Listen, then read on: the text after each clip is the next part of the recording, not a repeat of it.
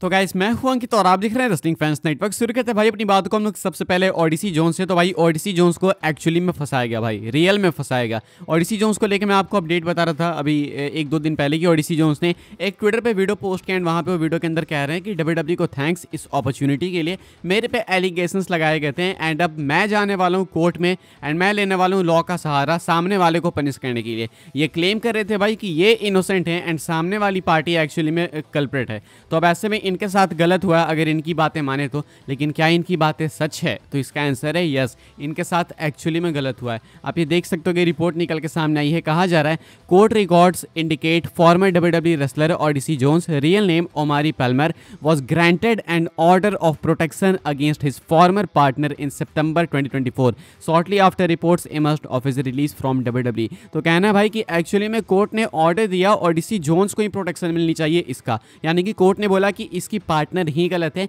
And उल्टा Odissi Jones को protection मिलनी चाहिए। एंड ये तब हुआ जब ये रिलीज हो चुके थे WWE से। इन पे एलिगेशंस लगे थे। मैं इसी वीडियो के अंदर कह रहा था, कल या परसों में कह रहा था कि कुछ कह नहीं सकते भाई, स्पेशली आप अगर इंडिया में हो तो आप बहुत अच्छे से जानते हो कि कितना ईजी है किसी को भी फंसाना, इतने सारे लूप होल्स हैं। तो बाहर में भी सेम सीन है भाई, वो विमेन कार्ड, वो विक्टिम कार्ड खेल के आराम से फंसा सकते हैं किसी को भी। तो ओडिसी जोन्स भी भाई इसी का शिकार हुए एंड WWE ने बिना इन्वेस्टिगेशन के इनको फायर कर दिया। कहते हैं कि WWE वाले फुल इन्वेस्टिगेट करते हैं, उसके बाद अपने साइड से देख लेते हैं, देन जाके कोई डिसीजन लेते हैं। लेकिन यहाँ पे तो साफ पता चल रहा भाई कि WWE ने रत्ती भर भी इन्वेस्टिगेट नहीं करा एंड WWE ने इनको फायर कर दिया। इससे पहले केस हुआ था ड्रू गुलक का, आई होप यू रिमेंबर। उसमें भाई पता चला था कि रोंडा राउजी ने कुछ ब्लेम वगैरह किया था ड्रू गुलक को। मैं नहीं बोलूँगा कि रोंडा राउजी गलत है, मैं ये नहीं बोलूँगा कि ड्रू गुलक सही है, लेकिन मैं बस इतना बोलूँगा कि WWE ने देन उनको भी बिना इन्वेस्टिगेशन के ही फायर किया होगा, ऐसा मुझे लगता है। बिकॉज उससे पहले अगर उन्हें मालूम रहता तो उसी टाइम कर देते ना। तो अभी चक्कर कुछ ये है भाई कि ओडिसी जोन्स एक्चुअली में इनोसेंट निकले एंड WWE इनको फायर कर चुकी है। काफ़ी हाई ऑड्स है कि ये वापस आ जाएंगे, बट स्टिल भाई ये तो गलत ही है एक तरीके से। बिकॉज जब इनको फायर किया गया तो अपने करियर के पीक पे थे, इनको बहुत अच्छा पुश मिल रहा था, टेलीविजन पे दिख रहे थे न्यू डे के साथ में। लेकिन ऑल ऑफ सडन एक्यूजेशंस आते हैं एंड उसके बाद ओडिसी जोन्स को फायर कर दिया जाता है। ना ही सिर्फ फायर किया जाता है बल्कि पूरा इंटरनेट उन पर टर्न भी कर जाता है। पूरा इंटरनेट से मेरा मतलब है भाई कि हर एक इंसान जो ट्विटर पर है, वो बाहर बैठे हुए जो लेसनर को नहीं देखना चाहते हैं WWE में, उनकी बात कर रहा हूँ, वो ओडिसी जोन्स को ब्लेम करने लगे एंड अब वो ट्वीट करके कह रहे हैं कि मेरे से गलती हो गई है। वो मतलब यही है भाई कि आप IWC में जाओगे तो वहीं पे आपको जज वगैरह सब मिल जाएंगे, आपको कुछ भी कोर्ट वगैरह की रिपोर्ट्स देखने की नीड नहीं है।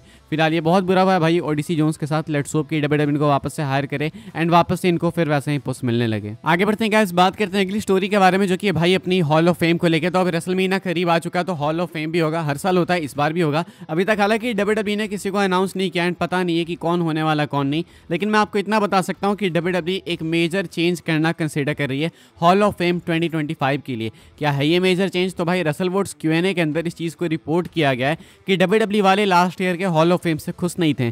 क्यों नहीं खुश थे? एक्चुअली इन्होंने पॉल हेमन के प्रोमो को, उनके स्पीच को सबसे पहले डाल दिया था। पॉल हेमन की हॉल ऑफ फेम स्पीच बहुत आइकॉनिक थी, लोग उसके लिए रुके हुए थे एंड जैसे ही पॉल हेमन की स्पीच खत्म हुई मैक्सिमम लोग निकल गए थे वहाँ एरेना से। WWE इसके बाद बहुत नाखुश थी इस चीज़ से कि भाई फैंस बाहर निकल गए मेन चीज़ को देखने के बाद। ये चीज़ WWE को पसंद नहीं आई। हालांकि वो समझते हैं इस चीज़ को कि भाई फैंस वहाँ पे कितने देर आके टिकेंगे। 2 घंटे का स्मैकडाउन पहले वो ऑलरेडी देख चुके हैं, उसके बाद देन पॉल हेमन की स्पीच है फिर वो देख चुके हैं, तो फिर क्यों ही टिकेंगे वहाँ पे। तो WWE इस चीज़ को भी समझती है, लेकिन WWE भाई अब कुछ तो चेंज करने वाली है, जो कि मैं गेस कर सकता हूँ कि मोस्ट लाइकली ये जो मेन हेडलाइन वाली स्पीच है उसको एंड में रखेंगे तो फैंस एंड तक टिके रहेंगे, ऐसा होने वाला है। लेकिन हेडलाइन कौन करेगा उस पर भी डिपेंड करता है। तो आपके अकॉर्डिंग हॉल ऑफ फेम 2025 को कौन हेडलाइन करने वाला है, गेस करके बताना। बाकी एक दिक्कत इस बार ये भी आएगी कि अगर ये स्मैकडाउन के बाद करेंगे, अगर ये फिर से डिसाइड करते हैं कि स्मैकडाउन खत्म होने के बाद ही करेंगे, तो स्मैकडाउन तो अब 3 घंटे की हो चुकी है। अब 3 घंटे देखने के बाद भाई फिर लोग टिकेंगे उतना या फिर नहीं वो मुझे नहीं पता,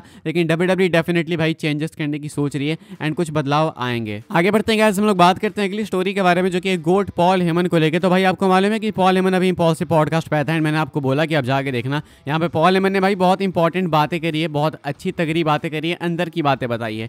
पॉल हेमन बताते हैं भाई कि इन्होंने कितनी दिक्कतें झेली हैं ब्लड लाइन स्टोरी लाइन के टाइम पे, यानी इन्होंने खुद में कितने बदलाव लाए हैं भाई, ये बताते हैं। एक टाइम होगा, आपको याद है अभी रेसलमेनिया के बाद का, जहाँ पे पॉल हेमन अपने लुक को बिल्कुल चेंज कर लेते हैं, जहाँ पे पॉल हेमन के बाल सफ़ेद दिखने लगते हैं, उनकी दाढ़ी भाई सफ़ेद हो जाती है, दाढ़ी बढ़ जाती है। तो पॉल हेमन ने बिल्कुल अपने आप को ट्रांसफॉर्म कर लिया था एक अगली फेज में। अगली इन टर्म्स ऑफ ऐसा नहीं कि खराब दिख रहे थे, अगली इन टर्म्स ऑफ ऐसा मानो कि खुद को ग्रूम नहीं कर रहे थे वो। अब ऐसे में भाई पॉल हेमन इसके पीछे की कहानी बताते हैं। आप देख सकते हो ये वाला tweet, Paul Heyman revealed that for the solo Sikoa acknowledgement ceremony segment he deprived himself of everything, did not sleep properly for several days, did not save for several days, did not wash his hair for several days, ate like set the whole week. तो Paul Heyman ने खुद reveal किया कि जो solo सिक्वा की acknowledgement ceremony थी, जहाँ पे पॉल हेमन को पेला भी गया था, तो ये वाली जो सेरेमनी थी भाई, यहाँ इस सेरेमनी के प्रिपरेशन के लिए पॉल हेमन भाई कुछ दिनों तक सोए नहीं थे ताकि उनके आंखों के नीचे वो गड्ढे आ जाएं। पॉल हेमन कहते हैं कि इन्होंने भाई सेविंग नहीं करी थी ताकि वो अनग्रूम्ड दिखे, दाढ़ी बढ़ जाए।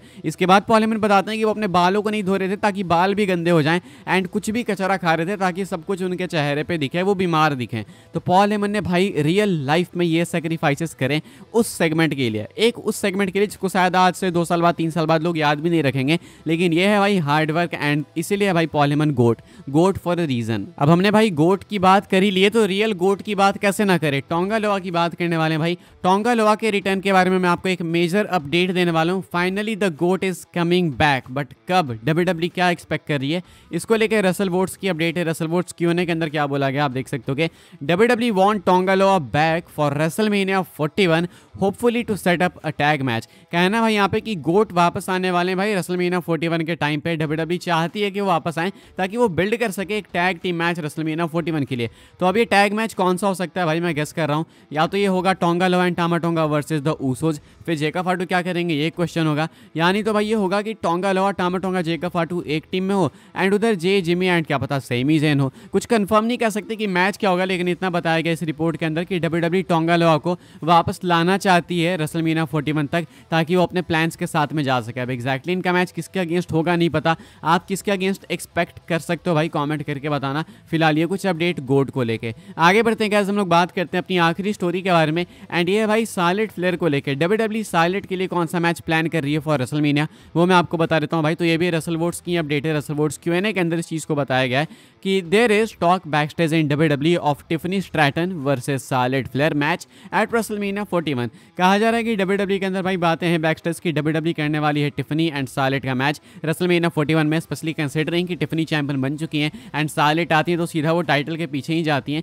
तो ये मैच काफ़ी सेंस बनाता है, एंड पहले से भी रूमर था टिफनी भी चाहती हैं इस मैच को करना, इवन शार्लेट भी चाहती हैं। दोनों काफ़ी सिमिलर सी दिखती हैं अगर आप देखोगे कैरेक्टर वाइज। तो ऐसे में भाई आपको ये वाला मैच देखने को मिल सकता है रेसलमेनिया 41 में। ऐसा कुछ बताया जा रहा है कि डब्ल्यूडब्ल्यूई के अंदर बैकस्टेज इसको लेके बातचीत है। क्या आप देखना चाहोगे भाई इस वाले मैच को? कमेंट करके बताना हाँ या फिर ना। बाय द वे फिलहाल इस वाली वीडियो के लिए सारी अपडेट्स थी। आई होप आपको इन्फॉर्मेशन मिली हो तो वीडियो को लाइक करें, शेयर करें, सब्सक्राइब करें चैनल को, ताकि आने वाले टाइम के अंदर आपको और भी सही डब्ल्यूडब्ल्यूई की न्यूज़ अपडेट्स जानने को मिलते रहे।